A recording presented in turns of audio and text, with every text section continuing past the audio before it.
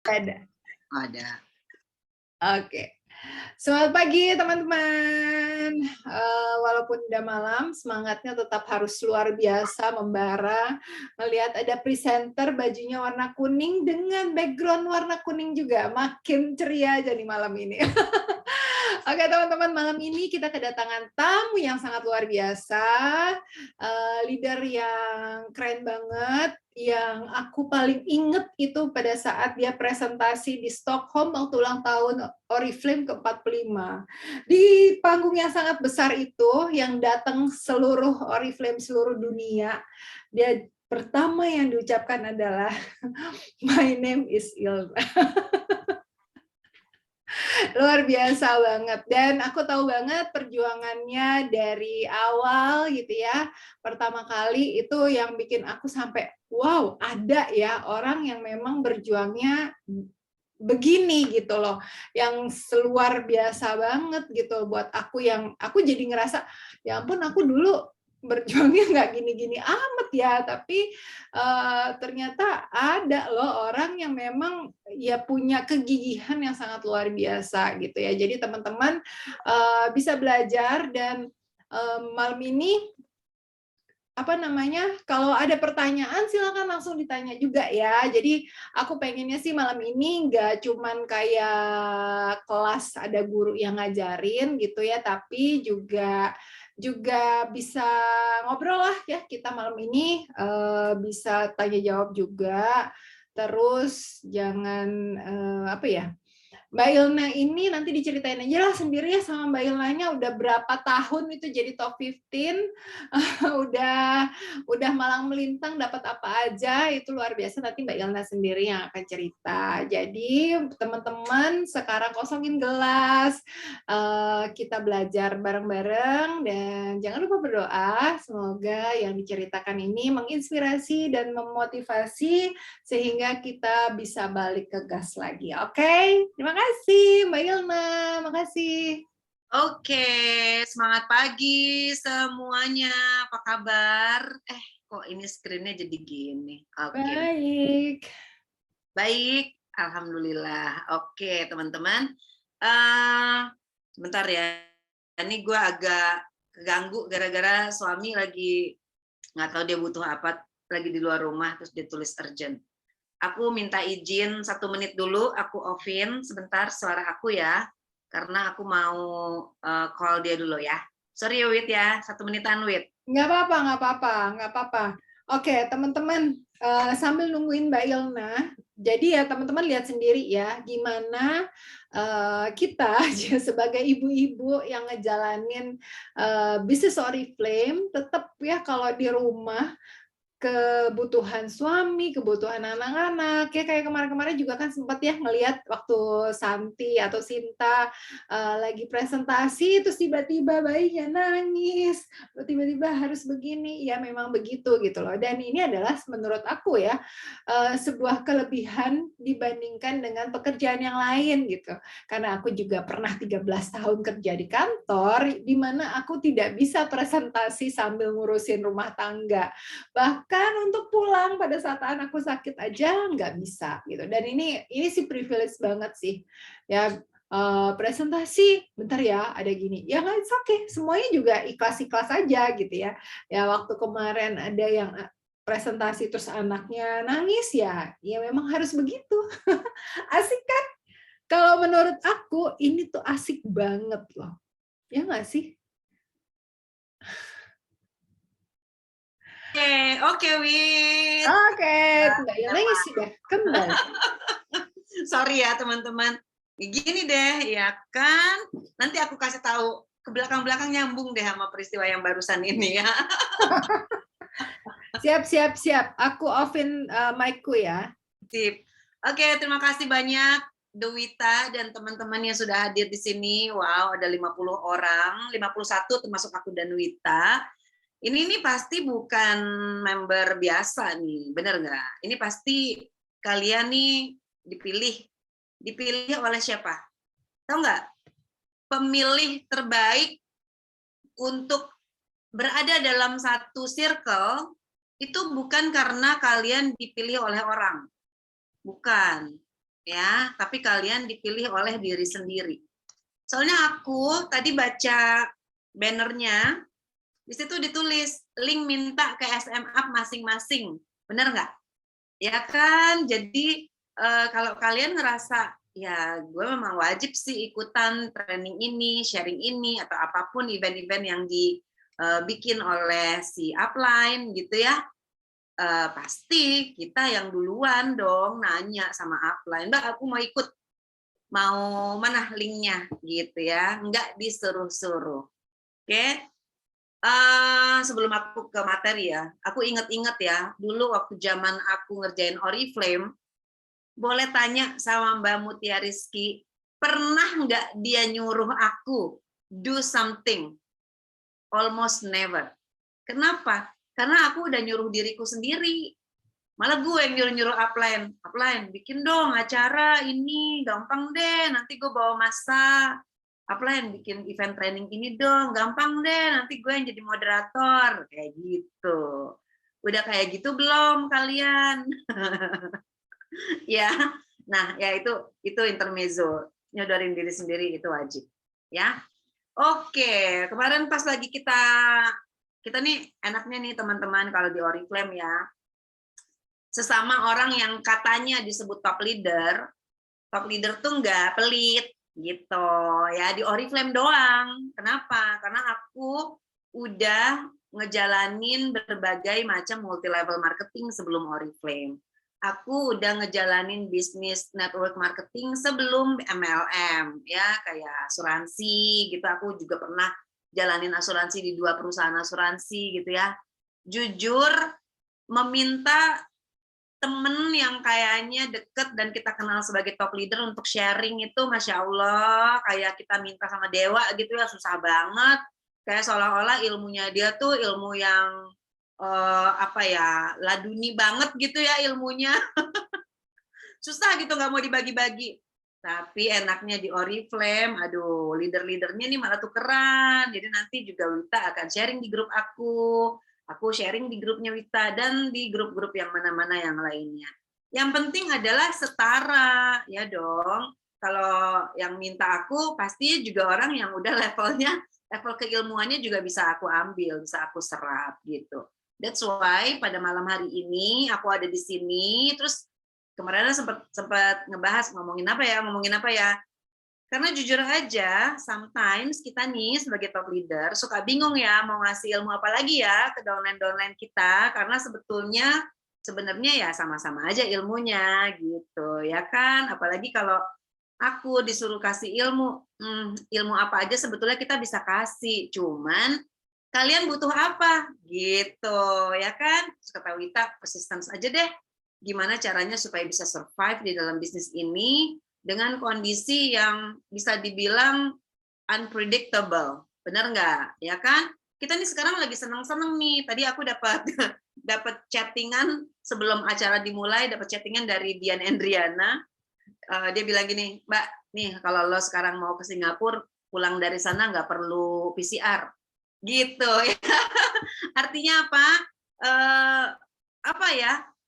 Banyak hal yang perlu kita, tadi kemana sih maksudnya tuh, info-info gitu ya, info-info dari mana-mana itu datang dari para top leader, saling support, terus udah gitu banyak hal yang perlu kita jajaki, yang kita tuh pengen banget kemana-mana warawiri, hidup nyaman, segala macam gitu ya, yang ibaratnya kalau kita nggak mulai fondasinya kuat dari sekarang, nah bakalan sia-sia kita ngejalanin bisnis Oriflame kita, gitu ya. Jadi ya udah, kalau kata Wita, butuh banget deh gimana caranya supaya bisa survive di dalam bisnis ini karena unpredictable tadi, gitu ya. Kita pengen di situasi yang apapun kita bisa hidup nyaman. Kita bisa sekarang nih keliling dunia tanpa PCR dari luar negeri ke Indonesia gitu ya. Bisa gitu setahun lagi situasinya masih sama, belum tentu. Bisa better, bisa worse, bisa lebih buruk.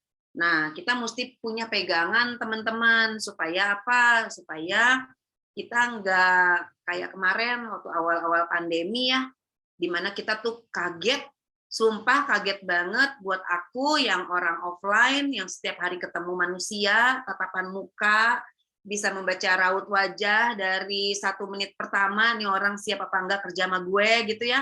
Terus tiba-tiba yang harus duduk di dalam rumah, waktu itu belum ada ruang kerja seperti ini yang nyaman, masih rumah lama, yang ruang kerjanya nggak punya, jadi cuma di kamar tidur aja gitu. Terus ngadepin pandemi yang aku harus di rumah seharian. Sempat pada saat itu teman-teman, aku udah proses pindah ke rumah baru, terus desainerku bilang gini, si desainer interiornya bilang gini, Mbak, bisa nggak nanti aja 3 bulan lagi bikin interior ruang kerjanya, soalnya lagi pandemi nih. Terus aku bilang gini, lah 3 bulan lagi bisa lebih parah Mbak, mendingan sekarang aja kerjain gitu ya. Akhirnya aku tuh maksa, terus sama dia, iya sih ya, iya juga ya gitu. Udah pokoknya semuanya bayar aja, tes apa segala macam, reimburse aja ke aku bilang gitu. Pokoknya gue pengen dalam minggu ini juga ruang kerja gue jadi, karena aku udah bayar terus setengah 50%, terus dia sebetulnya juga sudah siap, barang-barangnya segala macam udah siap. Akhirnya diproses 3 hari, ruang kerjaku jadi, dan itu kejadiannya di 2020 bulan April. Ya kan? Nah, dari situlah aku ngerasa bahwa ketika kita sudah punya modal yang kuat, dari awal sudah bisa kekeh, persisten gitu ya, gigih, ngejabanin aja, nanti pada saat ada situasi yang kurang menyenangkan, kita bisa memilih atau memberikan ketegasan untuk kenyamanan kita sendiri. Ini akan lebih pembahasan yang deep ya menurut aku. Jujur aja slide aku tuh tadi aku udah bilang sama Wita, gue bingung deh mau bikin slide-nya kayak gimana gitu ya. Karena kalau ngomongin persistensi itu nggak bisa pakai teori.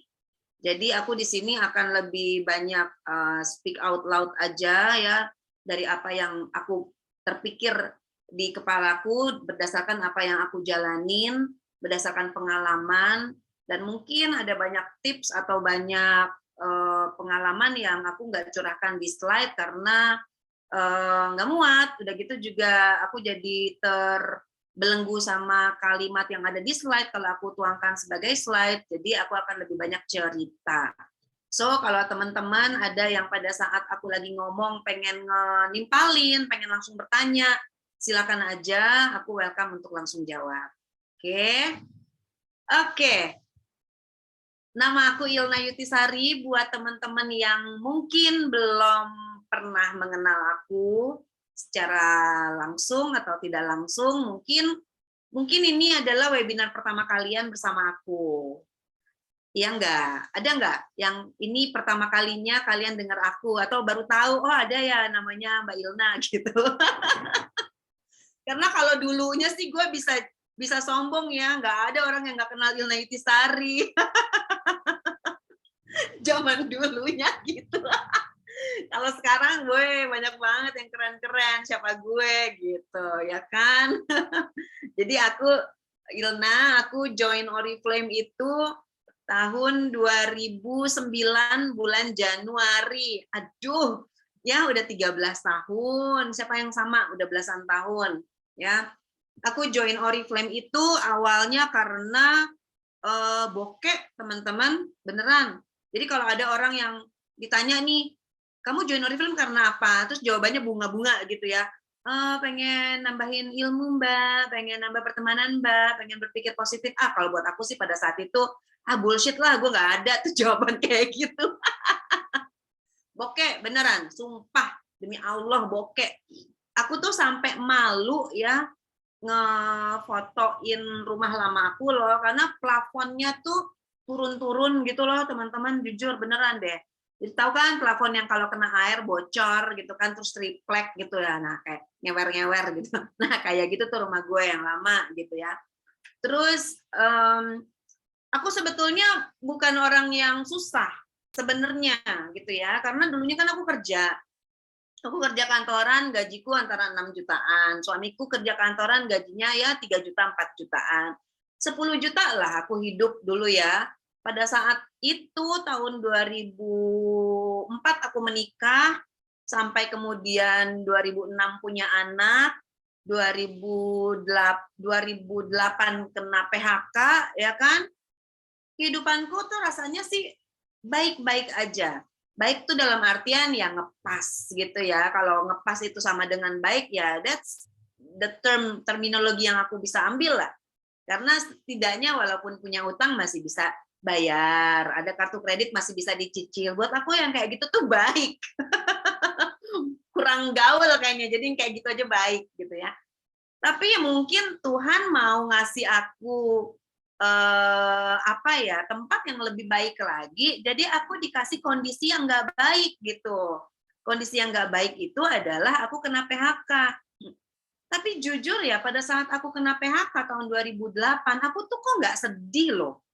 Apa karena dulu pas ada pesangon ya? Ada pesangon gitu ya, lumayan lah, 50-60 juta, aku lupa. Terus udah gitu ada uang jam sostek ya, antara 20-30 juta. Setidaknya aku saat itu kayak ngantongin duit lumayan gede gitu ya, di atas 80 juta. Tapi karena nggak punya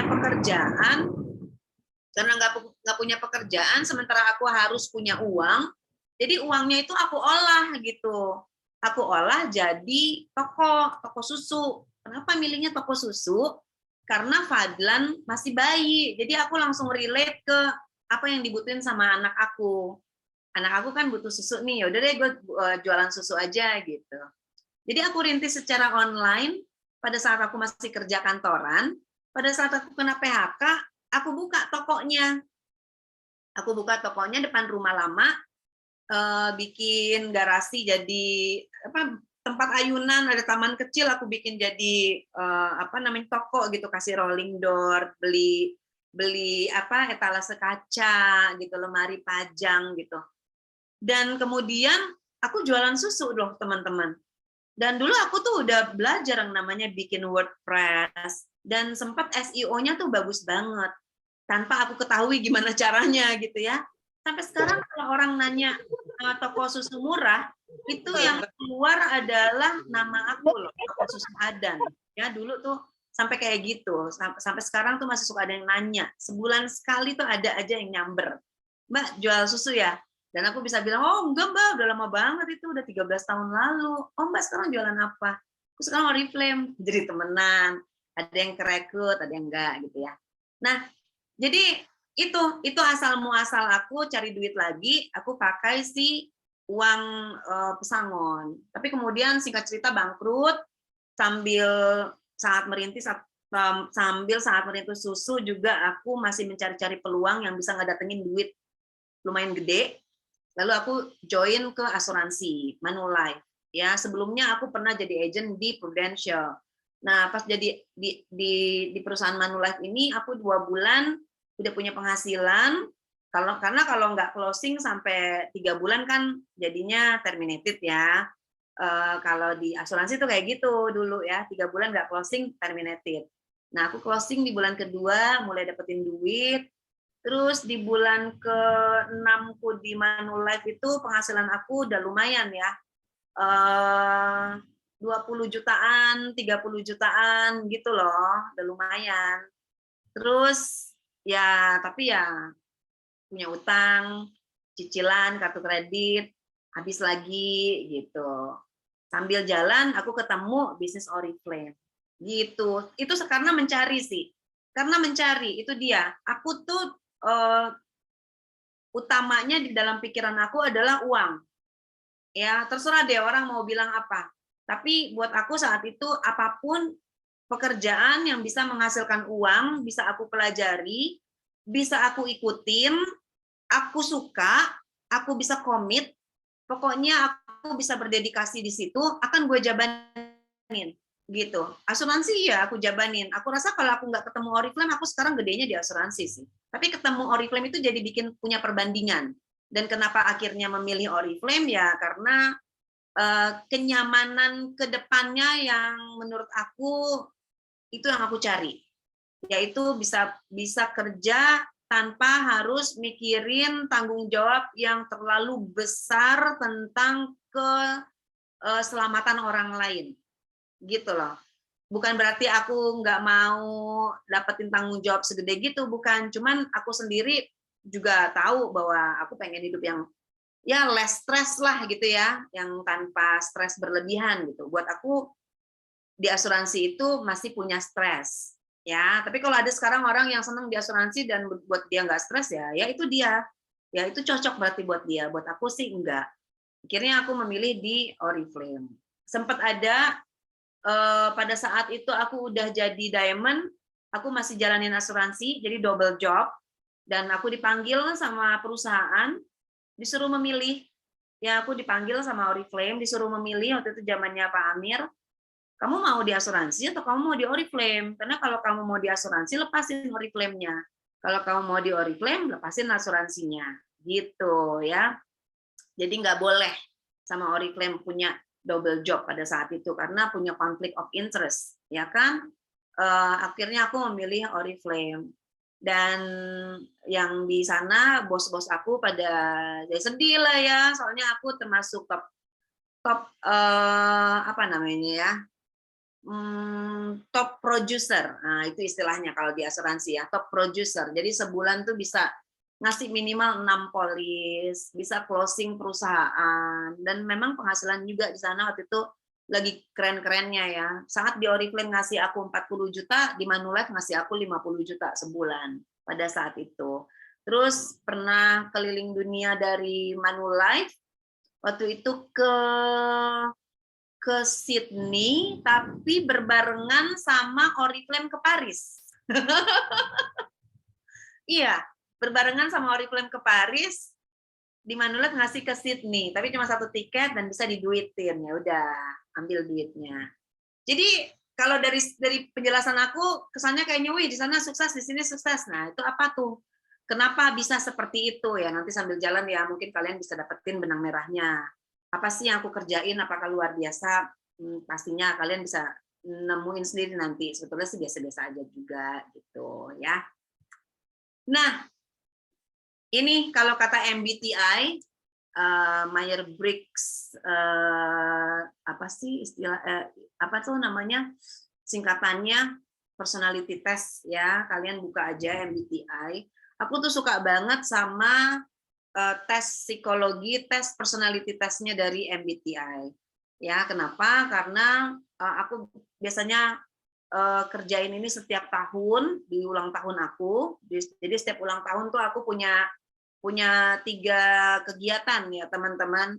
Medical check up, medical check up, terus apa namanya ya medical check up include pap smear, include apa namanya MRI apa sih HBVS untuk payudara, sama nge-refresh MBTI aku. Karena personality itu bisa berubah, terupgrade seiring dengan pertambahan usia, pertambahan pengalaman, ya kan, dan ya pengalaman hidup terutama, dan masalah-masalah yang kita hadapi. Apapun yang pernah terjadi sama diri kita, yang menyentuh sisi emosi, itu pasti akan sedikit banyaknya merubah kita ke depannya gitu. That's why untuk MBTI aku lakukan setiap tahun di bulan September aku refresh lagi. Dan seiring dengan apa ya? Seiring dengan banyaknya usia, seiring dengan banyaknya pengalaman yang enak dan nggak enak yang kita alami di dalam hidup kita, maka kita punya kepribadian juga berubah, teman-teman, dan harusnya sih menjadi lebih baik gitu ya. Di sini aku masuknya ke INFJ, asertif ya. Jadi tipe orang yang kalau asertif itu tipe yang percaya diri, tipe yang tegas dari dalam dirinya kayak gitu ya. Tapi kalau ditanya, aku percaya diri nggak sih dulu? Ya enggak banget gitu, jauh. Tadi tuh sebelum webinar aku tuh nyari-nyari raport aku waktu zaman TK dulu ya. Di situ tuh ada tulisan soalnya menangis sangat sering gitu ya. Ada penilaian kan, penilaian dari sekolah gitu. Menangis sangat sering. Nah, jadi dulu tuh ya aku pendiam, pemalu, terus nggak mau ngomong duluan sama orang, nggak bisa nyapa gitu. Ternyata sekarang makin kesini jadi makin ekstrovert ya. Terus dulu tuh galak gitu ya teman-teman, aku tuh asli galak dari kecil, aku galak banget. Tanya aja sama Rosa ya, galak gitu, terus nggak bisa disinggung, nggak bisa nerima kata enggak, jadi antagonis banget. Sekarang ternyata jadi protagonis gitu loh. Jadi cari aja deh protagonis itu apa. Terus jadi lebih apa ya, lebih ngikut alur, ngeiyain orang gitu sekarang. Kalau dulu tuh kayaknya mau menang sendiri gitu. Terus dulu, dari dulu sampai sekarang sih idealis iya, tapi kalau dulu tuh saklek banget banget banget. Kalau sekarang lebih ngelihat pada porsinya gitu ya. Dulu aku inget banget waktu masih zaman sekolah SD SMP ya, punya ide kecil aja nggak berani karena selalu ada orang yang matahin ide gitu. Aku baru punya ide besar setelah papaku meninggal. Nah, tapi makin ke sini ya udahlah ya, kita nggak bisa nunggu persetujuan orang apakah orang suka sama ide kita atau enggak. Ya udah, yang kita punya kita jalanin aja kalau itu yang kita yakini gitu. Memiliki value itu sih kayaknya aku udah kenal diri aku dari dulu punya value ya. Jadi kalau ngelakuin sesuatu tuh harus sesuai dengan peruntukannya gitu. Terus nggak mau sembarangan kalau misalnya menghadapi sesuatu itu apapun. Ketemu sama orang yang kita anggap berpangkat, ya kitanya mesti nyamain diri untuk bisa sepadan sama dia. Ketemu orang yang mungkin hidupnya masih di bawah, kita nggak bisa kelihatan jauh lebih tinggi daripada dia gitu, nanti dianya minder. Jadi kurang lebih hal-hal seperti itu aku maknain banget ya supaya sama-sama enak gitu. Dulu aku bukan tipe orang yang suka berterus terang, banyak basa-basi yang akhirnya bikin ribet diri sendiri. Kalau sekarang aku lebih suka di depan, ngomong di depan aja gitu ya. Lebih suka berterus terang, lebih suka ya pokoknya sama-sama enak deh, jangan sampai ada yang kayaknya disembunyiin gitu. Senang membantu orang lain, mudah-mudahan sih ini terjadi dari dulu ya. Dan on top of that adalah aku INFJ yang asertif. Ada yang satu lagi tuh INFJ FJT, T itu singkatannya apa ya? Aku lupa.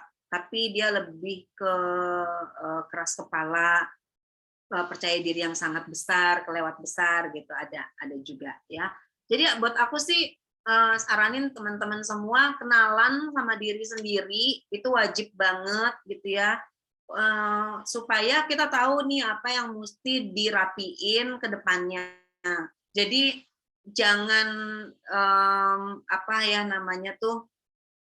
jangan denial, jangan menyangkal diri sendiri gitu. Tulis aja, isi aja sesuai dengan memang keadaannya teman-teman saat ini, supaya dapat the real you-nya saat ini tuh apa. Terus suka nggak sama diri kita yang kita punya saat ini.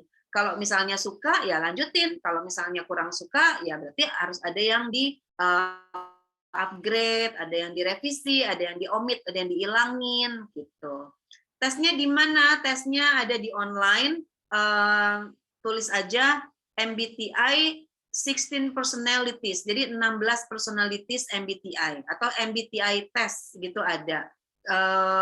Iya ada. Ada yang dalam bahasa Indonesia, ada yang dalam bahasa Inggris gitu. Aku sih lebih suka ngisinya dalam bahasa Inggris. Kalau dalam bahasa Indonesia, soalnya kalau di Indonesiain agak-agak aneh gitu ya buat aku terjemahinnya gitu atau memahaminya gitu.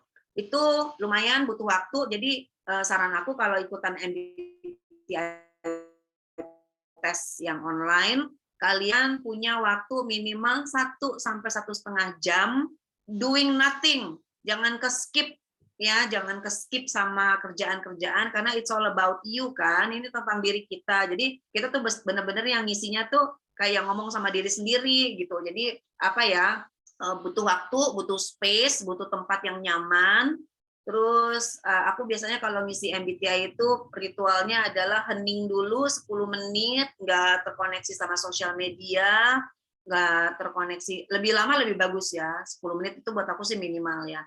30 menit misalnya, hening dulu, jangan ngapa-ngapain, jangan menghadapi sesuatu yang emosional, jangan ya pokoknya tenang, adem gitu ya, supaya pada saat ngisi tesnya benar-benar memang ini me time gitu. Enggak kok, gratis, gratis ya. Ya itu. Dan ini aku terapin juga ke Fadlan dari sejak kecil. Dan ternyata pas kemarin di sekolahnya untuk menyaring mengetahui minat dan bakat, ternyata mereka pakai MBTI aja. MBTI juga. Dan MBTI di sekolahnya Fadlan dikenal dengan nama Strong Test. Dan so far itu bisa dibilang hampir 100% akurat untuk membantu anak-anak menangkap minatnya. Gitu. Jadi nggak buang-buang waktu untuk kita mengenal diri kita sendiri. Dan tentunya banyak sekali tools ya, instrumen-instrumen tes personality gitu di luar sana ya, terbuka aja kan, ada kayak Stephen, lalu ada apa lagi ya yang lainnya gitu ya. Boleh kok gitu. Nanti kan ketemu mana cocoknya ya. Aku cocok banget sama si MBTI ini. Tuh, oke. Ya, itu dia sekilas mengenai kenalan sama diri sendiri, terutama aku mau ngenalin diriku kepada teman-teman.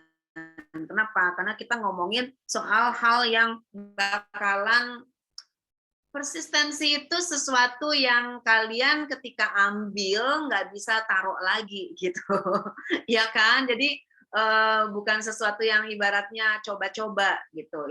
Itu masalahnya tanggung jawab. Nah, jadi harus kenal sama diri sendiri. Kita kuat nggak nih?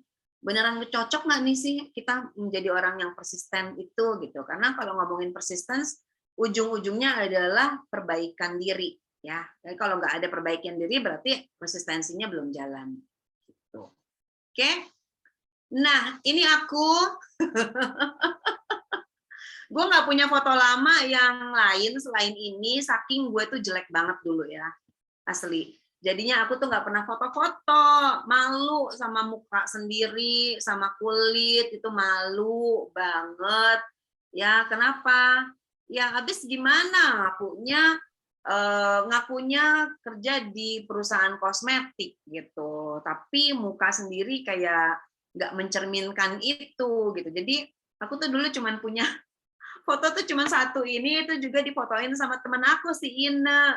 Jadi di sebelah kiri aku, ke sebelah kanan aku tuh duduklah si Ine itu ya. Kita mau jalan ke Solo kalau nggak salah, apa ke Jogja gitu ya, acara Oriflame. Jadi ini adalah aku tahun 2009 sekitar bulan Maret atau April gitulah ya. Fotonya seperti ini. Kita lagi di kereta, terus si Ine fotoin, namanya Ine Yasmina. Dia tuh dulu downline-nya Sotia, sekarang udah nggak ada sih anaknya. Baik banget gitulah orangnya. Nah, terus kita jalan berdua ke Jogja, terus ya udah itulah satu-satunya foto yang aku punya pada saat itu ya, nggak punya lagi foto selfie. Nah, yang penting pada saat itu adalah kemudian gini loh, ketika kita mau berubah, yang penting adalah kita tahu, kita sadar bahwa kita mau berubah. Terus kita tahu bahwa untuk berubah itu harus ada usaha atau sesuatu yang mau dijalanin, yang harus dijalanin.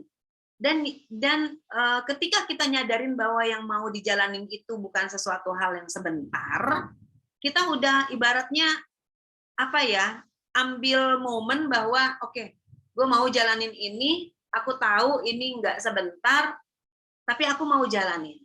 Nah, waktu itu berangkat dari wajah gitu ya, berangkat dari produk-produk kita, produk skincare, aku memutuskan untuk oke, gue mau ikutan training skincare.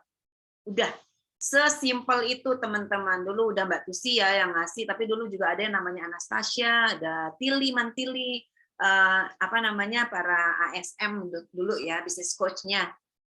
Aku ikutin loh teman-teman semua training skincare pada saat itu. Ya, sambil merekrut, sambil membina, setiap kali ada training skincare itu aku jalani. Dan training skincare adalah satu-satunya jenis training di mana upline-ku nggak pernah mau datang.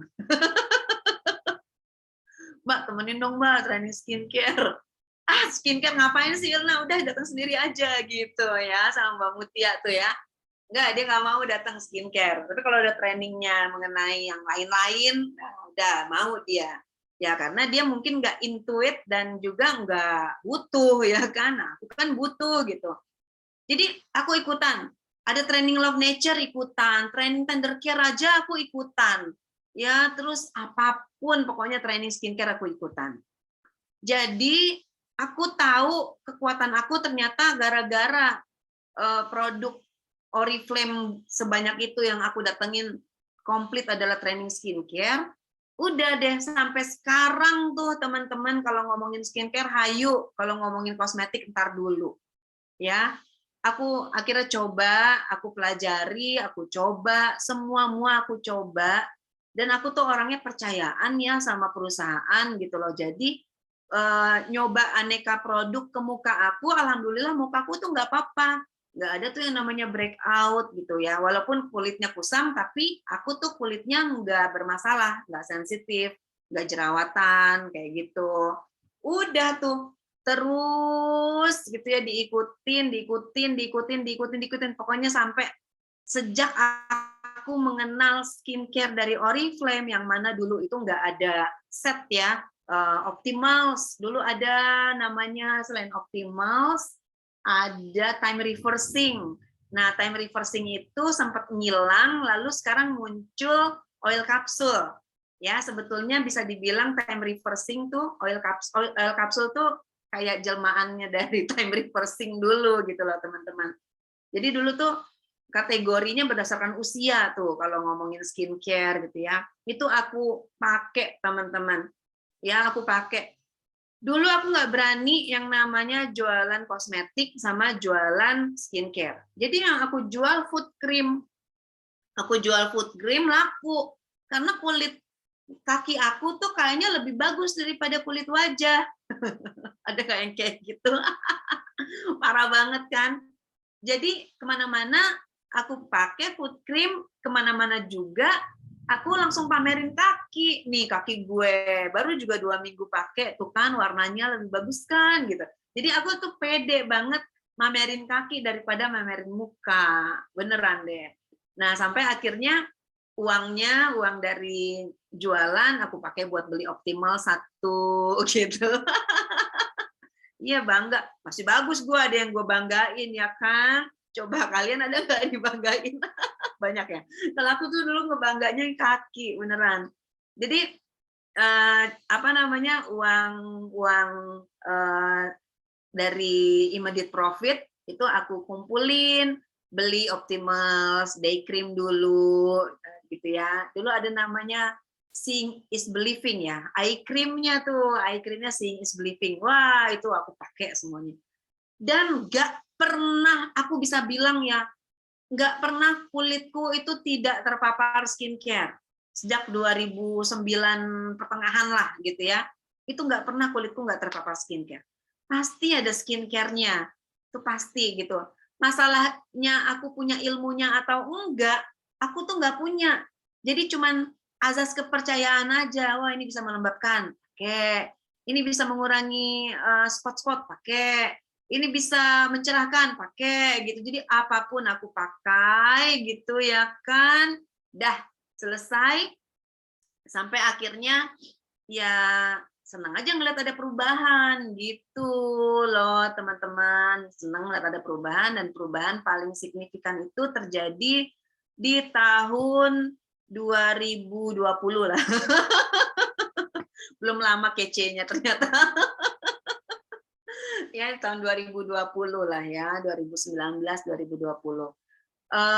Masuklah Novage ya sejak tahun 2018 ya, Novage kalau nggak salah ya.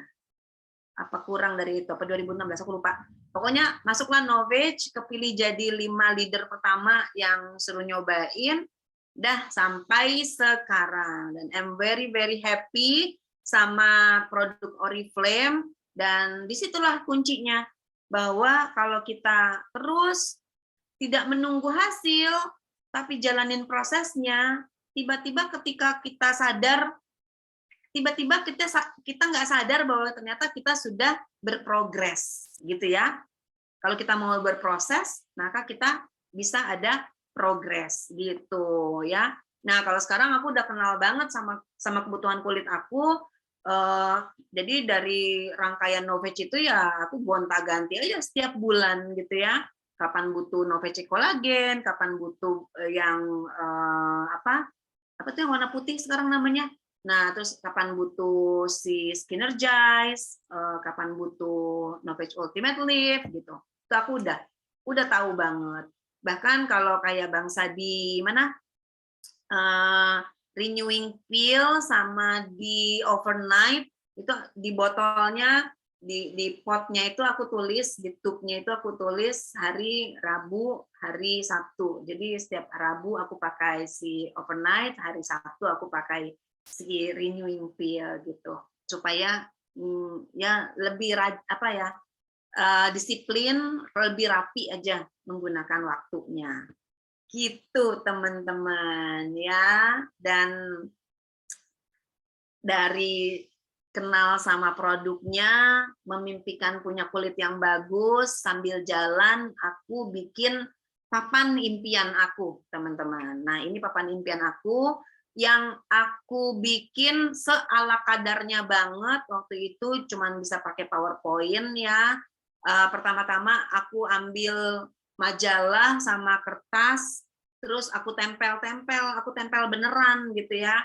Terus baru habis itu aku translate ke dalam bentuk PowerPoint karena Mbak Narya waktu itu minta aku untuk presentasi di Hotel Bumi Wiyata. Itu pertama kalinya aku presentasi di depan ratusan orang di acara Mega Explore, dulu namanya Big OOM ya teman-teman. Terus udah gitu aku terpaksa jadi bikin dalam bentuk PowerPoint, dan seperti inilah waktu itu.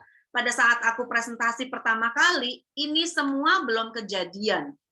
Ini semua belum kejadian, teman-teman. Jadi aku presentasinya kalau nggak salah, itu di bulan September 2009. Right after aku jadi SM. Right after aku jadi director. Aku jadi SM kan bulan Maret. Terus habis itu kan Maret, April, Mei, Juni, Juli, Agustus. Iya benar. Agustus, nah September tuh rekognisi, ya kan? September rekognisi, di bulan September itu Oriflame bikin acara di Depok, di Bumi Wiyata. Nah, aku kan dianggapnya sebagai leader Depok dong, mana baru jadi director, aku disuruh ngomong. Nah, inilah aku bikin, teman-teman. Jadi ini bisa dibilang apa ya, ini slide legend lah yang ini. Dan pada saat aku presentasiin, belum ada yang kejadian, karena semuanya masih dalam bentuk rencana. Jadi ibaratnya nih, aku pada saat itu ngomong di depan orang, ini loh impian saya gitu ya, ngomongnya gede banget kan ya, kesannya seolah-olah kayak pede banget nih impian bakalan tercapai. Nah, sekarang kita review satu-satu, teman-teman. Membuat ini tahun 2009, aku tulis di situ tahun 2010 punya uang puluhan juta. Tahun 2010 gitu ya, bakalan punya uang puluhan juta dari Oriflame. Dan ternyata di tahun 2010 itu, yes, aku punya 20 juta pertama aku.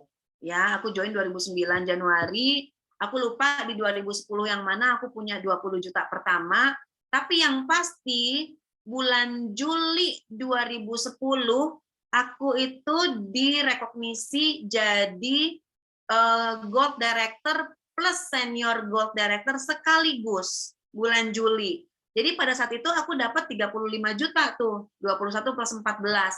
Dan bonus pada saat itu kayaknya udah 20 jutaan deh, karena lagi kualifikasi Sapphire. Ya, jadi 2010 nyata betul bahwa impian ini tercapai. Ya. Lalu di situ juga aku tulis 2011, aku punya sorry.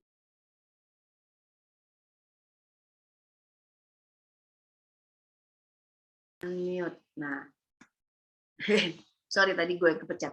Nah, lalu tahun 2011 aku punya 2 impian ya teman-teman. Jadi di situ aku nulis international school buat Adan sekolah dan mobil Mazda warna hijau. Ini tuh waktu bikin aku asal comot karena waktu itu aku mikir gini, mobil hijau, mobil kecil ada Mazda, ya udah taruh gitu ya. Jadi aku asal comot doang. Kenapa? Karena Adan mau sekolah, jadi aku harus punya mobil gitu. Tapi ternyata ini adalah impian yang salah tahun. Ya, salah tahun pada saat aku nulis tahun 2011 itu Adan aku pikir masuk SD di Cikal gitu ya, masuk SD tahun 2011, tapi ternyata dia masuknya lebih cepat tahun 2010, bukan SD tapi TK dulu gitu loh. Jadi tercapai bahwa Adan masuk di International Standard School gitu ya, tapi bukan tahun 2011 malahan, tapi malah di tahun 2010. Terus karena masuknya tahun 2010, harusnya punya mobil di 2010 dong. Ternyata si Mazda 2 itu betul-betul aku beli di tahun 2010 bulan September. Hari terakhir IIMS yang bingung kita mau beli apa, terus ada Frit atau Mazda. Terus akhirnya kita milih beli Mazda gara-gara salesnya tinggalnya nggak jauh dari rumah. Kayak gitu banget gitu loh beli mobil, dan tidak ada satu orang pun dari aku maupun suamiku yang saat itu bisa nyetir. Jadi kita beli mobil dalam keadaan nggak ada yang bisa nyetir, percaya nggak? Terus besokannya kita panggil supir taksi langganan, kita bilang sama dia, Pak, lo mau nggak jadi supir gue? Emang ada mobil, Bu? Ada, nanti mobilnya datang. Tanggal 1 September, Pak, mobilnya datang. 1 September yang menyambut mobil, yang mencoba pertama kali bukan aku atau suami, tapi supir. Dan tanggal 2, pas ulang tahun Adan, dipakai buat antar Adan sekolah. Itu yang real terjadi, teman-teman. Dan itu tahun 2010. Dan apa yang terjadi tahun 2011? Aku jadi diamond bulan Februari, dan mobilnya datang bulan April tanggal 30. Aku kasih atas nama suami, ya udah. Dan suami udah bisa nyetir karena belajar sama Pak supir pakai mobil Mazda. Ada-ada aja cerita gitu ya. Tapi itu terjadinya kayak gitu. Cuman ya kan dulu nggak ada kamera yang bisa nge-record gitu ya, nggak canggih, nggak ngerti juga gimana cara, apakah momen tersebut harus banget di videoin. Kalau sekarang udah jadi TikTok, udah viral kali ya. Tapi ya itu yang terjadi dulu ya. Terus udah gitu aku bikin di sini tahun 2012 itu keliling dunia. Pada saat aku membuat gambar ini, aku tuh nggak tahu bahwa gambar ini adalah gambar bisnis kelas. Aku cuma tahu ini adalah tempat duduk di pesawat. Jadi aku pasang gitu, nggak tahu bahwa ini adalah bisnis kelas. Apa yang terjadi teman-teman? Pada saat itu aku cuma nempel, cuman mikirnya aku mau keliling dunia. Kayaknya 2012 lah, soalnya kan aku join 2009 gitu ya. Yang terjadi adalah aku mulai keliling dunia itu 2010. Jadi 2010 Januari aku diajakin Mbak Mutia untuk ke Kenya, nemenin dia, ya kan? Terus di 2010 apa 2011 apa selanjutnya gitu aku lupa deh. Pertama kali ke Stockholm gitu, 1 tiket. Lalu habis itu Oriflame bikin challenge, namanya President Challenge. Buat aku saat itu jauh banget lah ya, President Challenge apaan nih gitu. Ternyata adalah 5 top fastest growing leader Indonesia akan diberangkatkan ke Paris naik bisnis kelas gitu. Aku nggak berharap banyak pada saat itu, tapi aku kerjain aja. Aku kerja gitu ya. Sampai tahun 2012 itu aku jadi diamond 6 kaki di Februari, tapi langsung open senior diamond 8 kaki. Jadi Februari itu aku closing diamond plus open senior diamond gitu loh teman-teman ya. Dan ternyata itu jadi nambah banyak kan split out-nya, dan closing di 2012 bulan Maret ya, kualifikasi Gold Conference kan, pengumuman di bulan April. Aku masuk nomor 5 yang dapetin President Challenge. Ke Paris 2 tiket. Waduh ya, itu pertama kali perjalanan suamiku pergi keliling dunia bareng Oriflame. Dia tuh emang nasibnya bagus banget deh kalau suami gue tuh ya. Pertama kali nyobain keliling dunia sama Oriflame, naik bisnis kelas ke Paris gitu kan, kayaknya gimana banget gitu ya. Ya itu yang terjadi teman-teman ya. Oke, jadi ini terjadi lebih cepat, keliling dunia lebih cepat, tapi 2012-nya ternyata sesuai sama foto. Aduh, aku kalau udah nginget ini lagi ya, ngerasa bahwa emang kita perlu banget bikin dream supaya kitanya tuh terus gitu ya, terus terpacu untuk tidak berhenti atau paling nggak konsisten lah gitu. Oke, lanjut yang terakhir. Di tahun 2009 aku nulis 2017 aku pengen pindah rumah gitu ya, punya rumah dan sudah berhasil pindah ke rumah bagus, besar, ada kolam renangnya. Apa yang terjadi? Ternyata desain rumah awal itu memang ada kolam renangnya. Dan itu dimulai lebih cepat, bukan 2017 tapi 2015. Jadi 2015 itu aku udah beli desain, rancangan dan segala macam, dan 2015 bulan September itu udah mulai pembangunan ya. Tapi setelah ditilik dari sisi feng shui, nggak cocok kalau ada kolam renang. Jadi kolam renangnya di omit, nggak jadi, jadinya taman aja. Tapi rumahnya, besarnya dan segala macam itu sesuai dengan yang ada di bayangan, tidak sama dengan yang digambar, karena yang digambar nggak bertingkat ya kan, tapi nuansanya coklat, kayak gitu-gitunya sama. Terus udah gitu pada saat arsitek memberikan desainnya itu persis seperti yang aku bayangkan. Jadi bisa dibilang itu desain nggak terlalu banyak perubahan dari yang arsitek kasih dengan yang aku inginkan gitu ya, cuma perubahan-perubahan minor aja. Terus nggak jadi 2017 sih ditempatinnya, jadinya 2020. Pembangunannya lumayan lama karena aku KPR-nya kecil, jadi kebanyakan ngandelin dari uang dari Oriflame gitu ya buat bayar. Jadi kadang-kadang dulu nih teman-teman ada kondisi di mana tukang-tukang kita suruh libur dulu karena akunya nggak punya duit buat ngebayar, aku kerja dulu, dapat bonus 100 juta, itu bisa 70 jutanya buat bayar tukang. Ntar bulan depannya kayak gitu. Jadi duitku tuh habis 100 juta itu dulu bisa dibilang aku nggak nabung dalam bentuk apalah ya, ada emas, ya deposito itu aku nggak nabung. Kenapa? Karena 70-75% itu bayar tukang, bayar kontraktor kayak gitu. Alhamdulillah 2020 aku udah bisa pindah ke sini walaupun masih ada 2 ruangan yang masih belum di setel ya, belum di setting, tapi yang gampang lah itu, yang penting udah pindah ke sini gitu teman-teman. Jadi bisa dibilang 100% impian yang aku tulis ini semuanya terkabul tanpa kecuali, hanya ada satu yang delay, nggak delay sih ya dikit lah, selebihnya malah kecepatan. Gitu ya, alhamdulillah banget.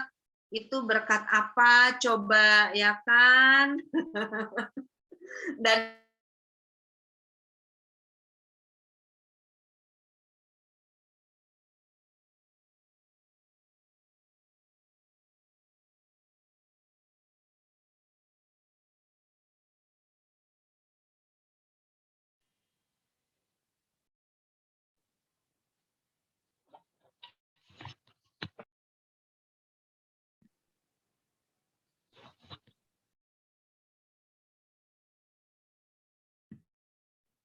Mbak Ilna,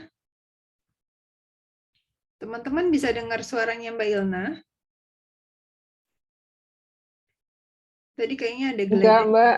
Enggak Ya. dengar suaranya Mbak Ilna. Sepertinya freeze beliau. Depok lagi geledek ya. Nah, keluar. Iya, Mbak Yelnanya kayaknya terputus. Berarti kita Depok. tunggu dulu aja ya. Depok emang hujan, Mbak. Hujan ya, soalnya tadi kedengeran di background suaranya Iya. geledek lagi kencang banget ya. Iya, emang betul di sini juga sama. Oh iya, hujan terus juga Mbak El ya. Di rumahku geledeknya kedengeran, tapi kayak nggak deket di sini gitu. Tapi belum hujan. Depok lumayan geledeknya. Iya ya, soalnya Mbak Yelna daerah Depok juga sih.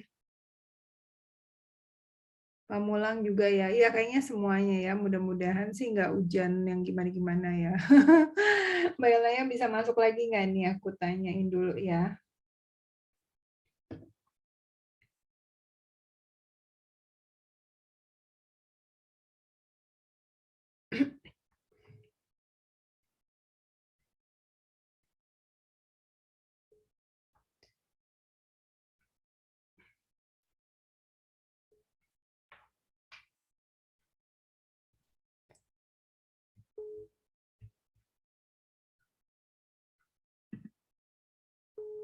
Selama ngejalanin Oriflame ini pencapaiannya ya alhamdulillah dari tahun seingat aku ya 2013 aku jadi top 15. Berarti ini udah tahun ke-10. Ini udah 10 kali direkognisi sebagai top 15 gitu ya, 10 tahun. Ya buat aku yang dulu join Oriflame cuma pengen punya duit 6 juta gitu ya, terus tiba-tiba sekarang bisa jadi top 15 ya seneng sih gitu ya, sesuatu hal yang wow gitu buat aku. Terus apalagi ya yang terjadi di Oriflame Cash Award, aku udah dapat 616 juta, masih kecil kalau dibandingkan dengan kalau dibandingkan dengan pencapaian total seorang top leader di Oriflame itu bisa 20 miliar ya nanti dengan cash award yang baru ya kan. Terus aku udah 31 kali diundang keliling dunia. Karena nggak cuman conference, gold conference, diamond conference atau executive conference aja. Aku termasuk beruntung banget. Sepertinya aku salah satu leader yang paling banyak diundang ke negara-negara Oriflame lain untuk ngasih training. Ya, sebut aja kayak Tunisia, Maroko, Mesir, India, Nigeria, Turki, ya itu ya 6 negara gitu. Selain Nadia kayaknya aku deh salah satu yang paling banyak diundang gitu. Itu pun masih ada 2 negara yang aku tolak ya. Vietnam, terus Vietnam diganti sama siapa gitu, sama satu lagi Thailand, yang Thailand akhirnya disamain bareng acara conference ya, nggak terpisah gitu. Jadi yaitu menurut aku pencapaian juga, karena siapalah aku gitu ya, pengetahuan yang nggak terlalu keren-keren amat, cuma bisa Facebook marketing, tapi terus diundang ke sana kemari buat ngomongin Facebook marketing gitu. Dari dulu aku selalu punya prinsip gini, kalau kita punya ilmu, sesedikit apapun, tapi ilmu itu pernah terbukti bagus di kita, share deh ke orang. Walaupun ada orang lain di luaran sana yang memberikan ilmu tersebut jauh lebih baik, tapi buat aku walaupun ilmu itu baru sedikit aku ketahui, aku suka share gitu loh. Karena kita nggak pernah tahu ya, kita nggak pernah tahu ilmu kita akan membawa kita kemana. Itu prinsip aku. Ternyata benar, ilmu itu bisa membawa aku kemana-mana. Ita emang di mana? Udah 10:30, di sini masih 8:30. Beda negara kayaknya kita. Terus bonus lainnya yang paling besar dari Oriflame adalah bebas stres. Kalau bebas stres, insya Allah bebas dari penyakit. Ya, itu yang aku rasain. Aku jauh lebih bugar, lebih segar, lebih sehat bersama Oriflame. Karena sebelum Oriflame nih, jujur aja teman-teman, sebelum Oriflame itu bisa terjadi setahun sekali aku kena tipes di bulan Juli. Jadi setiap bulan Juli aku kena tipes. Jadi kalau dulu di kantoran aku suka bilang, Pak, saya tipes gitu. Ya udah deh, alamat seminggu aku nggak kerja. Tapi di Oriflame baru 1 kali aku kena tipes kayaknya. Oktober tahun lalu. Iya, Oktober tahun lalu aku kena tipes, tapi itu juga kayak cuma 4 hari selesai gitu, nggak ribet ya. Nah, next slide kita ngomongin sekarang apa yang membuat ini semua bisa tercapai gitu loh teman-teman ya. Apa yang membuat ini semua bisa tercapai? Karena buat aku cobaan itu datangnya di awal ya, alhamdulillah ya teman-teman. Kalian pernah nggak ngalamin jalan kaki selama 3 jam? Pernah nggak? Buat ngapain kalau kalian ngalamin jalan kaki 3 jam? Kalau aku ngalamin jalan kaki 3 jam, itu ngambil orderan temen di kantor Oriflame Bulungan, aku jalan dari rumah Depok ke Bulungan. Ini nyata, sayang ya nggak ada dokumentasinya. Jadi aku tuh nggak punya duit buat dan nggak punya kuasa untuk minta uang ke mamaku, karena aku udah minjem duit sebelumnya 1,5 juta buat nalangin orderan teman-teman aku gitu loh. Dulu kan masih cupu ya, ada temen mau barang, aku nggak minta duitnya, aku orderin. Sementara duit aku tuh nggak ada, ngepas gitu loh ya, ngepas gitu. Jadi asli bener-bener yang ngepas. Terus dulu kan sistemnya telepon ya, telepon, order, terus ambil Orifasnya gitu ya kan, ambil barangnya. Nah ambilnya itu nilai duitnya tuh sama dengan yang aku punya. Aku nggak punya lebihan gitu loh, ya nggak punya lebihan. Gimana cara? Sementara aku tuh masih yang itu dia kan, belum INFJ. Aku masih yang pemalu, ya kan? Jadi masih belum bisa bilang sama pembeli tuh gini, kamu bayarnya 50% di muka, itu nggak berani. Atau bilang sama dia gini, ntar janjian ya ketemuan di Bulungan, jadi lo langsung kasih duitnya ke gue, itu nggak berani. Nggak berani, padahal kalau itu yang terjadi, aku kan bisa pakai duitnya buat ongkos sampai di Bulungan ketemu dia, ambil duit dari dia, langsung buat nutupin pembelanjaan. Maksudnya kan gitu ya, itu nggak terjadi dulu teman-teman. Jadi duit, misalnya buat belanja 1 juta, aku mesti bayar 1 juta. Aku cuma punya 1 juta gitu loh. Aku nggak punya 1.050.000 buat ongkos, atau 1.010.000 deh buat ongkos, nggak punya. Jadi gue jalan kaki dong teman-teman dari Depok ke Bulungan. Nggak berani udah pakai sepatu, pakai sandal jepit, dan ya sandal jepit, nggak swallow tau kan? Itu teman-teman ya, 3 jaman aku jalan kaki, berhenti jalannya. Untungnya aku tuh aku dulu runner ya, bukan runner yang gimana-gimana sih, tapi kalau sprint. Jadi kalau misalnya dulu di sekolah ada acara lari, nah aku tuh sprinter gitu ya, cepet jalannya. Jadinya aku jalan cepet, lari cepet gitu. Jadi ya 3 jam, kayak gitu yang terjadi. Sampai sana udah kayak apalah ya, udah bluwek banget lah pastinya, muka nggak terkondisikan banget. Terus ketemu dapat barangnya ya, terus aku di situ ketemu sama downline. Aku pinjam duit sama downline 20.000 ya. Terus malu banget sih pinjam duit sama downline. Aku bilangnya, aduh ATM gue ketinggalan ya gitu-gitu ya kan, nggak mau kelihatan bokek ya kan. Terus pinjam dong duit 20.000 bla bla bla. Terus sambil teleponan sama orang-orang yang ambil produk aku ya, yang beli. Terus aku langsung ke kantor mereka masing-masing di Bilangan, Sudirman, Senayan, itu jalan kaki lagi, terus dapetin uang dari mereka, berarti ada selisih kan ya, 23%, ya udah dari situlah baru tuh beli minuman, aus dong, ya kan, baru dari situ beli, baru pulangnya bisa naik bus, baru pulangnya bisa naik ojek gitu ya. Jadi aku udah ngalamin ini, dan ini adalah modal aku untuk kemudian berpikir bahwa apalah susahnya ditolak orang. Apalah susahnya untuk ngerjain ini dari pagi sampai malam? Apalah susahnya presentasi gitu? Nggak ada susah-susahnya. Lebih susah lo jalan kaki kemana-mana yang kita nggak pernah tahu di dalam perjalanan itu ada apa. Apakah hujan, apa kesambar motor, apa ketabrak mobil, ya kan? Yang pasti kaki lecet, udah pasti itu. Ya, sepatu rusak itu udah pasti gitu ya.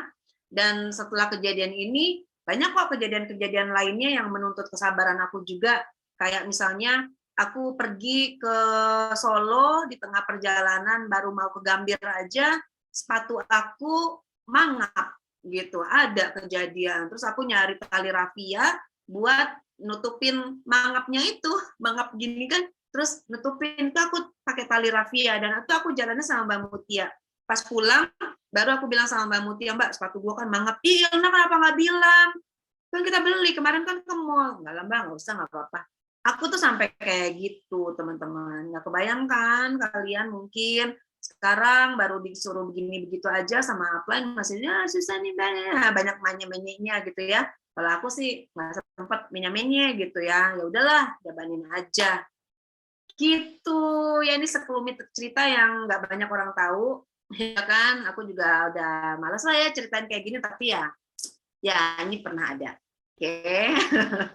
Next. Nah, berdasarkan dari situ aku ambil kesimpulan bahwa persistence itu kita ada gitu ya karena kita punya niat yang kuat ya, keras hati gitulah. Next week slide-nya.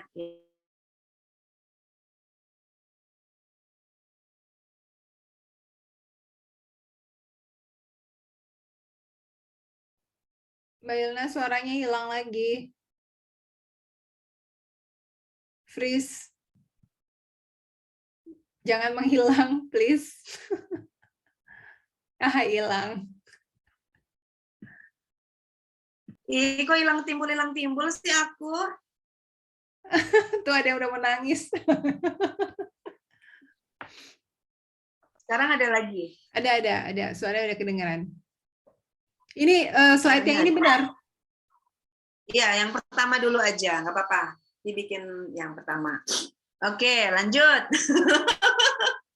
Yang pertama adalah kenapa sih mau ngejalanin capek-capeknya teman-teman? Karena ada rasa yakin bakal berhasil. Nah, keyakinan ini tuh sekarang mahal. Kenapa mahal? Karena kita begitu banyak melihat orang yang sudah berhasil. Jadi kita ngerasa bahwa keberhasilan itu pertama memang deket, tapi kita maunya cepet. Nah, itu ya. Pertama, yang kalau aku dulu mikirnya gini, keyakinan itu deket, tapi cepet belum tentu. Ya, cepet belum tentu. Karena aku tahu setiap orang itu punya waktunya masing-masing. Itu udah aku yakinin dari dulu. Kenapa? Aku suka baca buku biografi orang-orang terkenal. Dan dari biografi tersebut, aku tahu bahwa ada orang yang bisa sukses dalam kurun waktu 2 tahun, ada yang 5 tahun, ada yang 10 tahun, ada yang di usia muda, ada yang usia tua, kayak Colonel Sanders gitu ya. Ada yang mesti ditolak-tolak dulu, baru sukses gitu.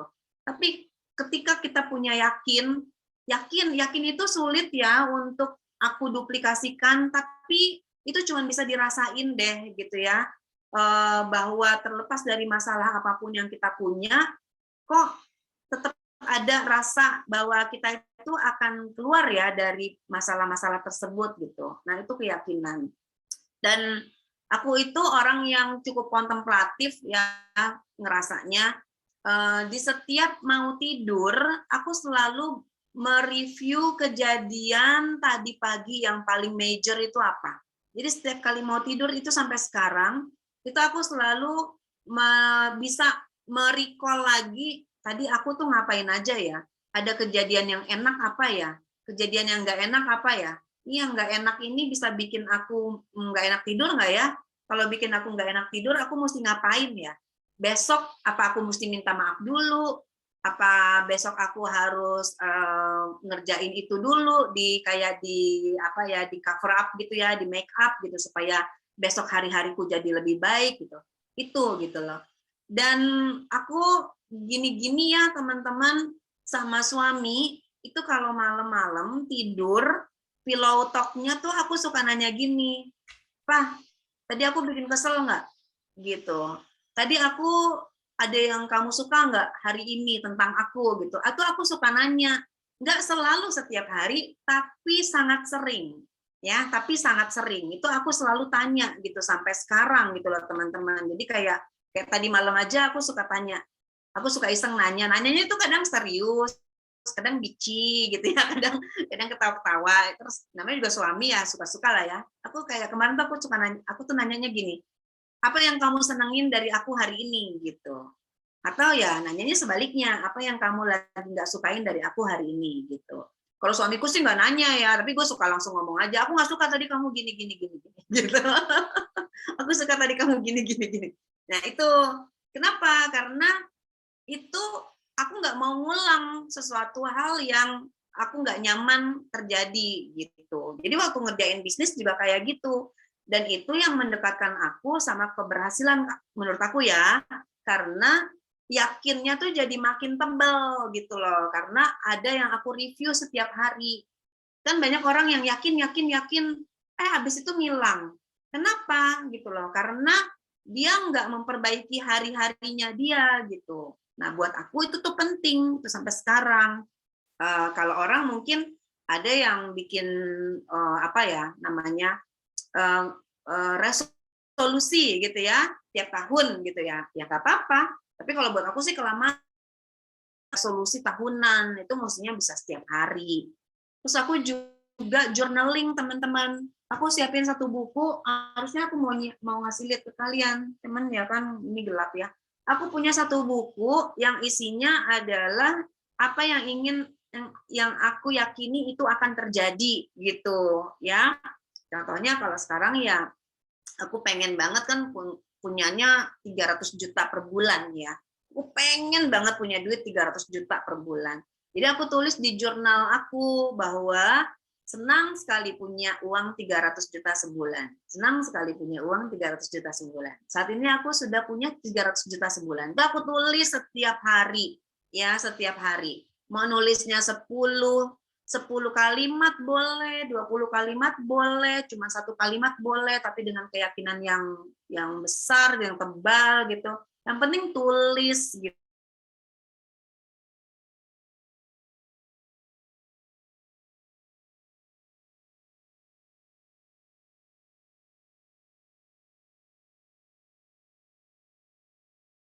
Mbak Ilna, suaranya hilang.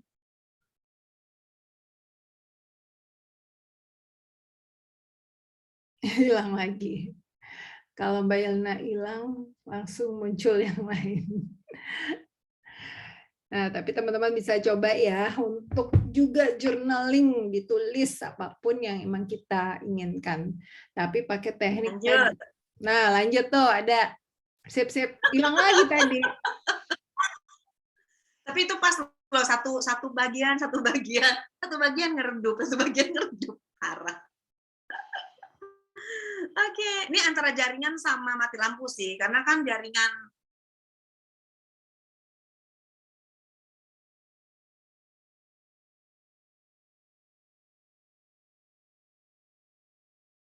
Jaringannya hilang lagi. Ya, namanya kalau lagi mati lampu emang begini ya. Naik turun, nggak terlalu kuat.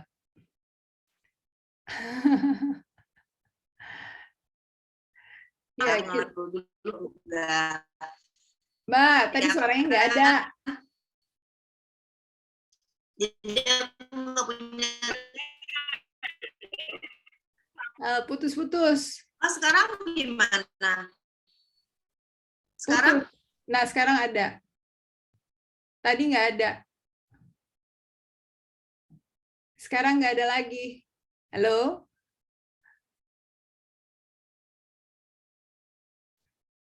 Sekarang hilang.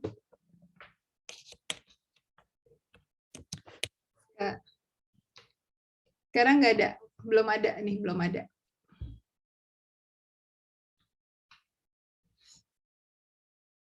Masih hujan nggak di sana?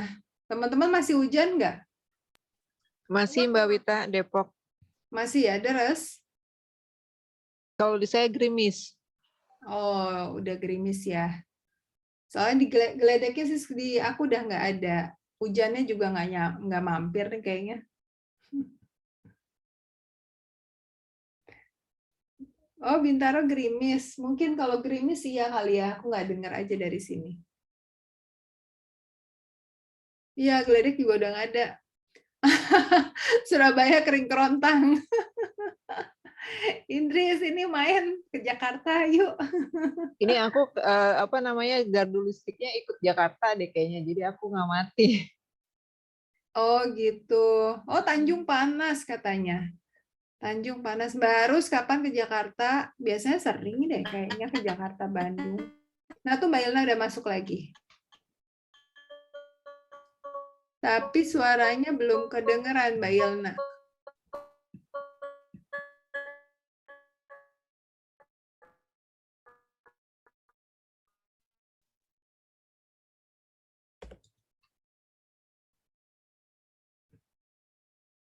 Mbak Ilna suaranya belum masuk dan sekarang hilang lagi.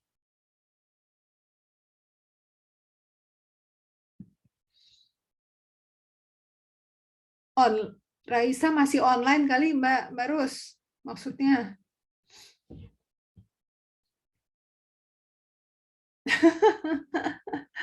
Jadi masih menikmati ya di Tanjung.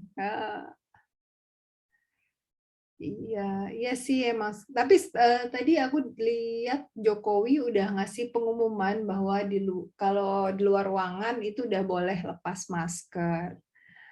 Jadi artinya kalau upacara bendera mestinya berarti boleh lepas masker ya. Tapi walaupun diputuskan boleh lepas masker, kalau teman-teman merasa tidak nyaman dengan lepas masker, tetap boleh dipakai maskernya ya. Maksudnya bukan berarti, oh ya yang lain lepas masker, gue lepas juga, ya enggak juga. Kalau emang ngerasa nyamannya pakai masker, ya dipakai. Tapi kalau emang nyamannya dilepas, ya berarti sekarang udah boleh dilepas. Gitu sih. Tapi yang paling penting adalah jaga imun. Masih belum berani lepas masker. Iya, nggak apa-apa Bu Lili. Udah nggak apa-apa, nggak apa-apa. Mbak Tini udah aman, insya Allah aman. Insya Allah aman. Karena yang pasti kan juga Jokowi ngasih gila dari habis gerah-gerah. Iya, ini buat orang-orang yang persisten semua dibuka. Oke, lanjut ya. Lanjut. Ya, tadi aku bilang kan aku tuh nggak punya keterampilan yang pantas buat dibanggain, yang bisa langsung jadi duit, tuh nggak ada. Tapi aku punya keyakinan kalau semuanya itu dijalanin dengan sabar, tawakal, ikhlas. Nah, ikhlas tuh yang susah ya teman-teman. Aku tuh saking ikhlasnya dulu ya. Kalau udah keringetan itu aku nggak, kalian tuh nggak bisa bedain loh. Itu keringet apa air mata? Serius. Saking keringetnya udah bercucuran, air mata juga bercucuran gitu loh. Ya, naik turun tangga penyeberangan, bawa tentengan-tentengan orderan, bawa tentengan starter kit dulu ya, starter kit, katalog dan segala macam gitu. Cuman aku tuh somehow ya punya keyakinan bahwa ya semua orang hebat juga dulu berkeringat gitu. Ya nggak ada orang hebat yang nggak berkeringat gitu. Jadi aku yakin banget sama itu.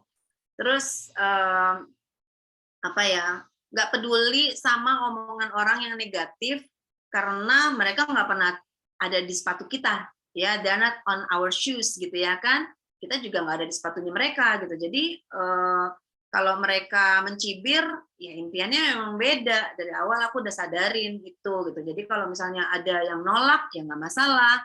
Ada temen yang kemudian nggak ngajakin ke reuni karena takut di prospek, ya udah bodo amat gitu. Dan itu kejadian banget di aku ya. Pada saat awal-awal merintis aku nggak diundang buat reunian, begitu udah sukses diundang dimintain dana, ya itu ngalamin banget. Terus dimintain dana, disuruh jadi sponsor tapi nggak boleh pakai katalog ya, nggak boleh pakai name card ya. Bingung aku tuh sama orang-orang gitu ya. Dan aku dari dulu punya ketegasan bahwa walaupun aku lagi di bawah, bukan berarti orang bisa nginjek-nginjek gitu. Jadi H-3 apa H-4 ketika teman-teman SM aku yang jadi panitia meminta aku untuk memberikan donasi berupa uang dan barang-barang Oriflame. Aku sanggupi, lalu mereka bilang bahwa nggak boleh ada nama lo ya nak, nggak boleh katalogkan ya, nggak boleh nulis nama gitu ya di dalam katalog, apa ngasih identitas di dalam goodie bag aku. Saat itu juga aku memutuskan untuk oke, gue mundur, lo ambil aja duitnya, gue nggak ngasih goodie bag-nya. Dan bersamaan dengan goodie bag yang aku kasih itu sebetulnya ada 3 orang lainnya lagi yang juga menyumbang di goodie bag yang sama. Jadi sebetulnya hari itu kalau jadi acaranya akan ada goodie bag dari aku dan 3 orang temanku yang lain yang udah aku rangkul untuk ngasih beberapa produk buat memeriahkan acara reuni. Karena akunya mundur, mereka mundur juga. Akhirnya acara reuni itu tanpa goodie bag. Ya gimana, aku nggak bisa dikecilin ya, karena kita all out ya. Aku udah nyiapin 80 set goodie bag. Aku bawa produk Oriflame aja, satu goodie bag itu 200.000. Jadi aku udah spend duit berapa sebetulnya, 11 juta gitu ya, untuk memeriahkan acara. Tapi mereka punya pemikiran aku tuh bakalan take advantage sama acara tersebut, bakalan begini, bakalan begitu.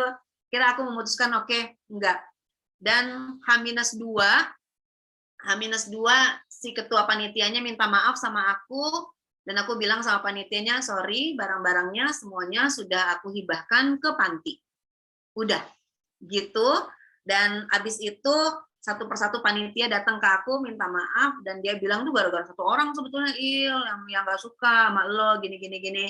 Ya udah nggak apa-apa, buat gue sih bukan masalah satu orang atau satu kompi, tapi ini kan acara. Jadi kalau acara itu tidak menginginkan begini dan begitu, dari aku harus begini dan begitu, aku nggak suka, aku bilang gitu, mendingan nggak usah aja. Gitu ya. Mereka segitunya ya gue juga jadi segitunya. Ya karena bicara mengenai persistency, bicara mengenai image ya teman-teman, bicara mengenai value gitu loh. Kita mau keras sama diri kita, orang mau melemahkan kita gitu ya. Buat aku sih nggak kena ya kayak begitu gitu loh. Terus kita mau mengasah diri kita jadi lebih baik untuk mudah menghargai orang, nantinya orang menyepelekan kita. Buat aku itu value yang bertabrakan seperti itu, pilihannya cuma satu, aku mundur banget atau aku maju banget gitu loh. Jadi aku mendingan maju ngasih lihat siapa gue gitu, ya kan? Karena persistensi itu sama dengan ngotot, sama dengan gigih, tapi dalam konteks yang positif gitu ya, bukan untuk keras-kerasan hati, tapi untuk ngasih lihat bahwa kita tuh mau ngasih yang terbaik loh, buat diri kita aja kita ngasih yang terbaik, apalagi buat orang lain gitu ya. Terus ya itu salah satu contoh-contoh ya di mana perjuangan buat ngedapetin hasil di Oriflame itu nggak cuman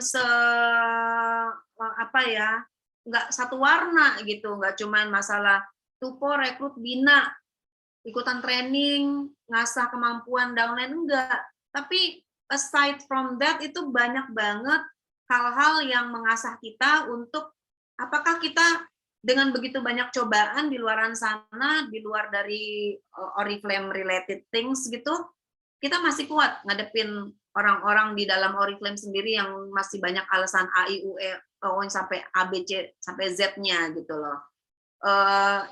Ibaratnya sebenarnya mental kita itu diasahnya bukan di Oriflame loh, tapi di luar Oriflame. Itu kalau yang aku rasain ya. Karena kalau ngejalanin Oriflame, mau orang pinter sekalipun, leader top sekalipun, sama yang baru join sekalipun, pengalamannya sama. Sama-sama ditolak orang, sama-sama dicuekin, sama-sama di PHP-in sama downline gitu loh. Tapi yang membuat mereka berbeda, membawa dirinya adalah apa yang mereka dapat dari pengalaman hidup mereka. Apapun itu, pengalaman mungkin dalam urusan sama keluarganya, orang tuanya, sama pasangannya, sama teman-temannya, sama lingkungannya gitu ya, atau bahkan ya sama dirinya sendiri. Kalau aku pengalamannya lebih banyak sama orang-orang di luar diri aku. Aku ngerasa aku udah cukup beres sama diri aku gitu ya. Tapi orang-orang di luaran sana tuh yang nggak beres gitu, yang aku ngerasa harus memfilter mereka satu persatu, jangan sampai aku terkontaminasi sama sifat-sifat negatif mereka. Jadi bicara mengenai it's all about me, itu betul-betul aku memfilter banget orang yang seperti apa yang boleh berinteraksi sama aku. Ya, orang seperti apa yang omongannya aku dengar. Belum tentu dia orang tua, aku dengar loh. Belum tentu dia suami, aku dengar. Kalau memang itu nggak memberikan efek positif buat aku, biasanya ya aku nggak ngebantah, tapi ya aku nggak denger gitu loh. Aku nggak jadiin pedoman gitu. Pedomannya adalah apa yang aku pelajari dari mungkin buku, dari orang positif, dan dari diri aku sendiri gitu. Karena jebakan-jebakan menuju sukses itu sebetulnya jebakannya adalah ketika kita berharap orang yang harusnya mensupport kita ternyata nggak mensupport, dan itu yang bikin kita kecewa gitu ya. Bagaimana caranya gitu ya kita bisa tetap setuju untuk ngejalanin, kita bisa tetap fokus ketika orang yang harusnya kita dapat doa darinya atau restu darinya malah nggak memberikan. Ya, orang pertama yang menolak aku itu suami, orang kedua ibu, orang ketiga adik kandung. Kurang apa alasan aku untuk berhenti? Nggak ada, berhenti aja harusnya dari awal gitu ya. Suami nyuruh aku untuk kerja kantoran lagi. Ibu ngerasa malu aku ngejalanin Oriflame. Adik kandung ngerasa Oriflame nggak ada masa depannya. Dan ternyata orang pertama yang nikmatin cash award aku ya ibu. Ya kan? Orang pertama yang nikmatin jalan-jalan keliling dunia dan mobil dari Oriflame ya suami. Gitu. Dan orang pertama di dalam jaringan aku yang kemudian aku bantu jadi diamond adik kandung, yaitu Rosa. Dan dia juga terakhir posisi tertingginya gue executive director, ya kan? Ya itulah gitulah. Jadi sebenarnya kalau kita persisten yang paling untung tuh siapa? Ya diri kita dan orang-orang terdekat kita. Gitu, dan habis itu ya imbasnya banyaklah ke banyak orang. Dan at the end of the day, satu hal yang aku dari dulu sadar banget dan alhamdulillah aku miliki adalah aku tipe orang yang nggak mau, aku bukan tipe orang yang juga menyesali sesuatu. Kalau aku membeli barang, aku beli walaupun barang itu nggak berguna, aku nggak menyesal. Karena aku memutuskan untuk membelinya dalam keadaan sadar, bukan impulsif. Gitu ya. Jadi kalau untuk sebuah barang yang aku beli, aku keluar duit aja, aku merasa nggak ada yang perlu aku sesali, jangan sampai nih aku udah berenang di satu bisnis, terus aku nggak nyampe ujung gitu loh, malah tenggelam atau malah mundur gitu. Karena apa? Karena aku sadar suatu hari nanti umurku pasti 40.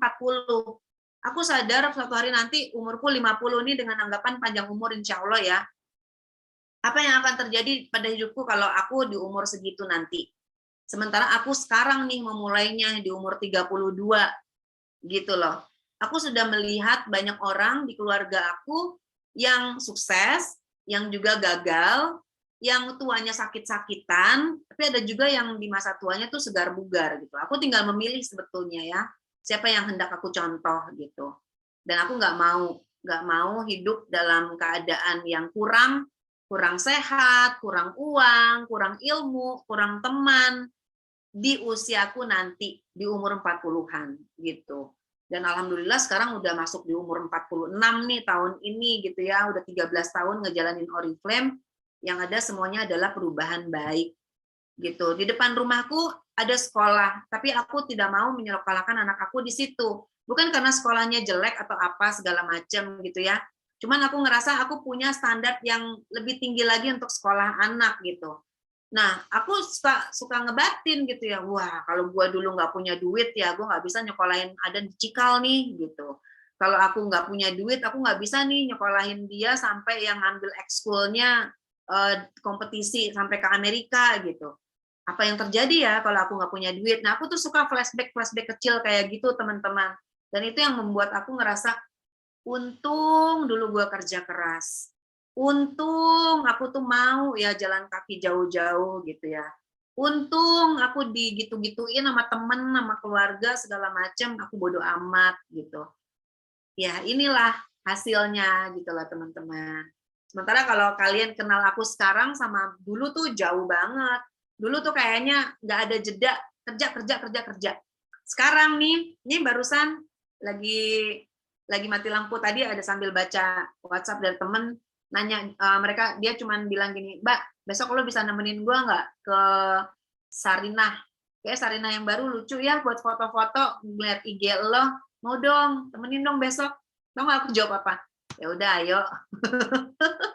Padahal dulu mah boro-boro ya, nggak bisa gue webinar nggak bisa gue explore apa segala macam gitu. Itu teman-teman, jadi jangan sia-siain waktu.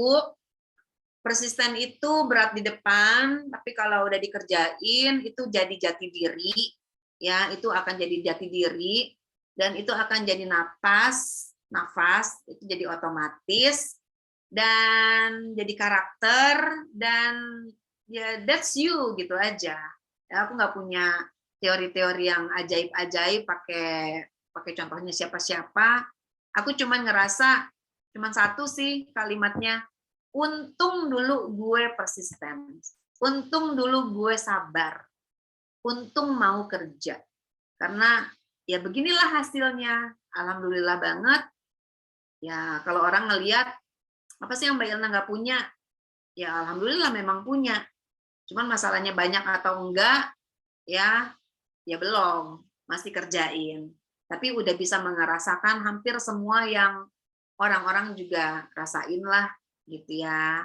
Mobil ada, mobil punya, ngerasain ada, terus keliling dunia ada, duit ya ada gitu ya.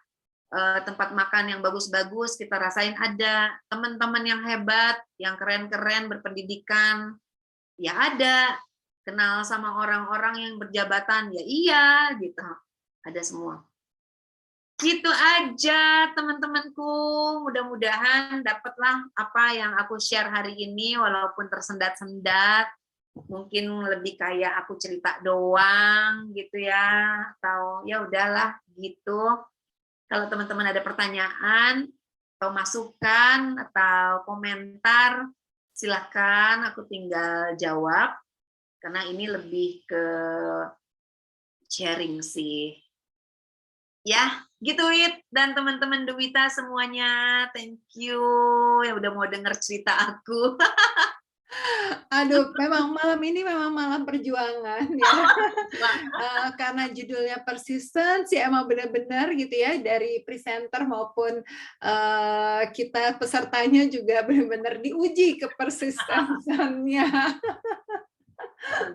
Luar biasa. Dan memang yang cerita yang tadi Mbak Yalna cerita itu benar-benar bikin aku kaget sih ya pada saat dengar pertama kali. Aku tuh dengar cerita Mbak Yalna jalan itu kan di waktu di Gimana ya? Stockholm ya, kalau nggak salah. Mungkin. Cielah dengar cerita gue aja sampai jauh di Stockholm. Iya, orang jauh. Jauh di mana? Di Jepang apa di Stockholm sih? Ya gitu deh. Pokoknya di luar negeri lagi mau beli tas buat Adan. Oh, kalau itu berarti di Stockholm. Stockholm ya?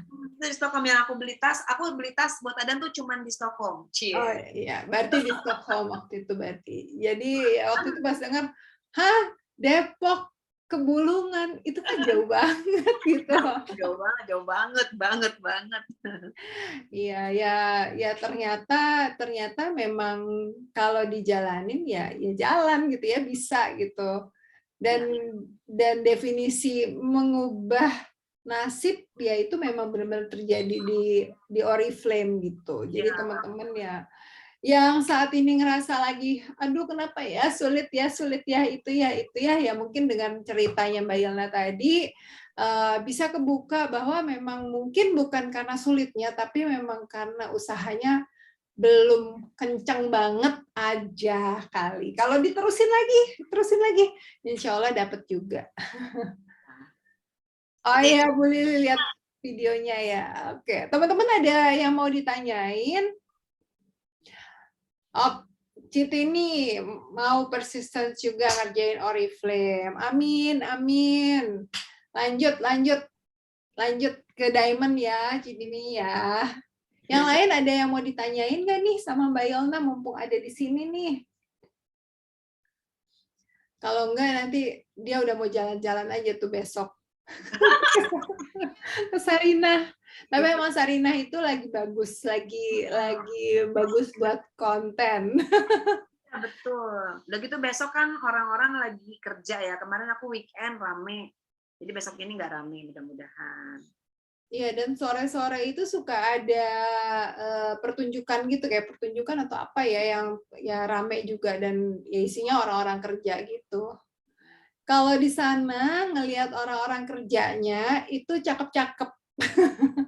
Soalnya di daerah Tamrin, Sudirman Tamrin. Jadi dulu aku juga waktu masih kuliah tuh ya emang impiannya adalah kerja di daerah Sudirman Tamrin. Oke, kalau gitu udah nggak ada pertanyaan, teman-teman juga tadi udah menyerap gitu ya yang diceritain sama Mbak Yelna. Insya Allah jadi pembelajaran juga, motivasi juga, inspirasi juga semuanya sehingga teman-teman juga bisa menerapkan ke dalam bisnisnya supaya lebih persisten, biar bisa dapat reward penghasilan seperti kayak Mbak Yelna juga ya. Oke, terima kasih banget Mbak Yelna. Kalau nggak ada tanya, ya sama-sama. Thank you juga buat teman-teman Duwita yang udah dengerin dan mau sabar tadi on off-nya. Ya, on off tuh cuman ya gitu-gitu doang ya. Yang penting jangan on off ngerjainnya. Terus apa ya Wit? Aku ngerasa di umur sekarang yang ibaratnya 4 tahun lagi menuju 50 tahun gitu ya. Kok kalau di Oriflame itu kita ngerasanya kayak apa ya? Selalu punya keinginan untuk terus gitu ya. Dan semakin kita terus, orang-orang yang dulunya sempat off itu ternyata datang lagi loh. Datang lagi gitu loh. Itu nyata bahwa sebetulnya semua orang itu butuh perubahan hidup gitu. Nah, tinggal masalahnya kita nih udah yang mimpin kan gerbongnya, gerbong perubahan hidup gitu loh. Kitanya mau on off atau enggak. Karena kalau kitanya jalan terus, orang-orang itu ternyata sebenarnya ngejar. Jadi ya udahlah ya, udah kadung ada di dalam sini, mobilnya udah Ferrari, jalanannya udah jalan tol, ya remnya jangan dipasang terus, tapi harus dilepas gitu ya, supaya kita bisa ngebut bareng-bareng. Ya, sukses buat semuanya teman-teman. Ada 55 yang bertahan, berarti ada 53 selain aku dan Wita. Insya Allah jadi 53 Diamond Director. Amin ya Rabbal Amin. Oke, makasih banget Mbak Yelna, makasih semuanya. Mohon maaf lahir batin kalau ada salah-salah kata. Wabillahi taufiq wal hidayah. Wassalamualaikum warahmatullahi wabarakatuh. Waalaikumsalam warahmatullahi wabarakatuh. Dadah, sampai ketemu hari Kamis Mbak Yelna. Oh iya, dia sama gue ya. Bye-bye. Oke, semuanya. Kita belum foto loh. Masih ada nggak? Oh, udah nggak ada, udah pada pulang, udah pada pergi. Oke deh kalau gitu. Terima kasih. Bye-bye.